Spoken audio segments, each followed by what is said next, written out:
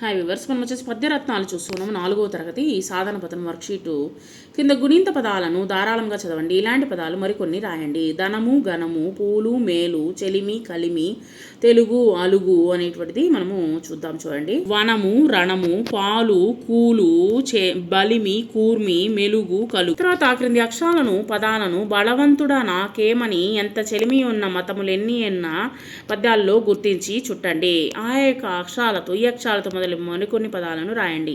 బలవంతమైన, చలి, ఎంత, విరసమగును, జాతులు, నీతి. ఇక్కడ వచ్చేసి బలి, బలుగు, బలము, చనము, చలువ, చదుగు, ఎడము, ఎరలు, ఎలుగు, విరిమి, విలుగు, విషము, జాలు, జాగు, జాలిమి, నోరు, నీలిమి, నీలము. చూడండి. క్రింది పదాలను జతపరిచి పద్యపాదాలను రాయండి.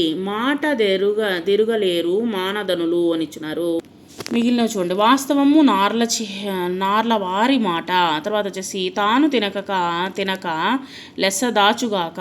తర్వాత బలవంతమైన సర్పము అనేటువంటిది ఇక్కడ ఇచ్చున్నారు. తర్వాత నోరు జారితే వెనక్కి తీసుకోలేము అనేటువంటి భావాన్ని ఇచ్చేటువంటి పద్యపాదాన్ని రాయండి. ఎంత చెలిమి ఉన్న ఎగతాళి చేయకు, సరసమంతా నంత విరసమగును, మాట జారినేని మరి తీసుకోలేము, తెలిసి మెలుగు మయ్య తెలుగు బిడ్డ అని ఇక్కడ పద్యాన్ని చెప్పారనమాట.